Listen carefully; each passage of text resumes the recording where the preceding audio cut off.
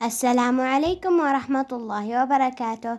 كيف حالكم يا حلوين؟ اليوم رح نوديكم جولة في حديقة الحيوانات، تابعونا. تعرفوا يا رفقاتي شو اسمه هذا الحيوان؟ هذا الحيوان اسمه الفيل، وذكر في القرآن الكريم. تعرفوا شو هي السورة؟ في سورة الفيل.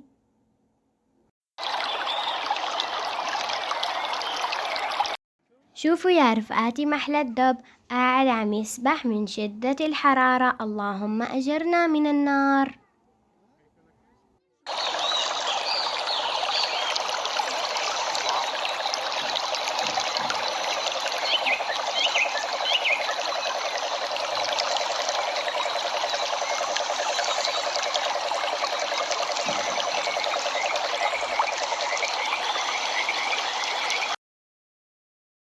شوفوا يا رفقاتي محل الزرافة والحمار الوحشي.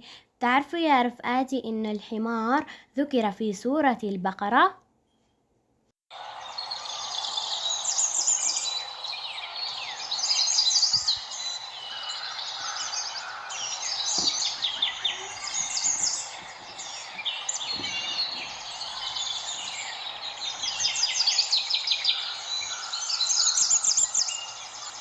أنا وأنت يا رفقاتي رح نتفرج على النمر أنا وأنتو.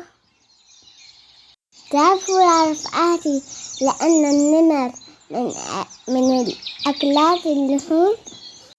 تعرفوا يا رفقاتي إن القرد ذكر في القرآن أيضا، أن الله تعالى مسخ بني إسرائيل إلى قردة وخنازير.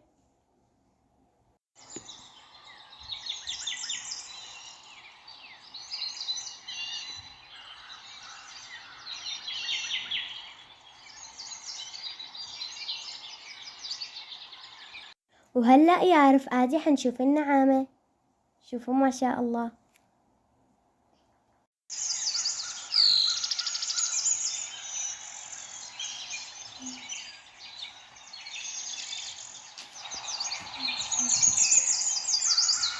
تعالوا يا رفقاتي شوفوا النيمور.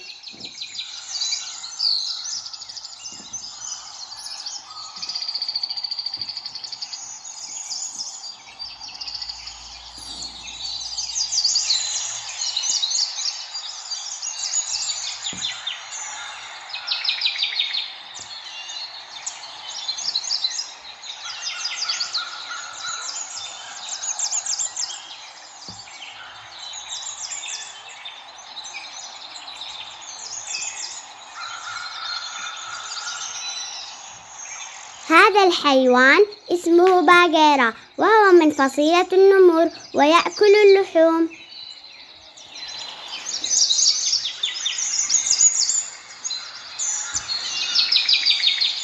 هذا الحيوان نوع ثاني من فصيلة النمور.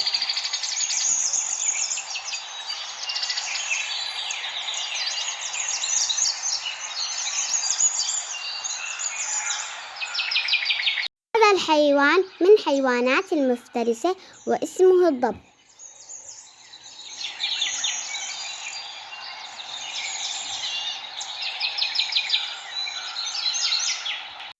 سبحان من خلق فأبدع.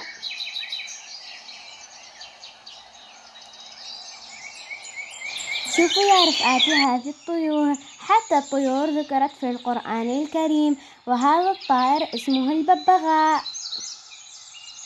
وبتعرفوا يا رفقاتي إنه طائر الهدهد ذكر في القرآن الكريم.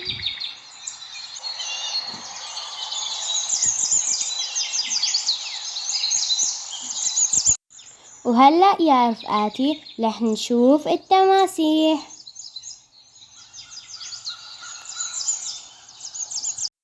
واللبؤة يا رفقاتي هي من الحيوانات المفترسة، وهي آكلات اللحوم.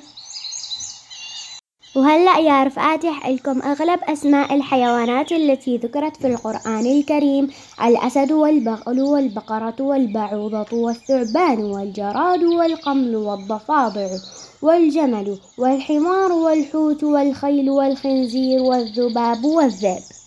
وهلا يا رفقاتي بتشكركم كتير لأنكم ضليتوا لنهاية الفيديو.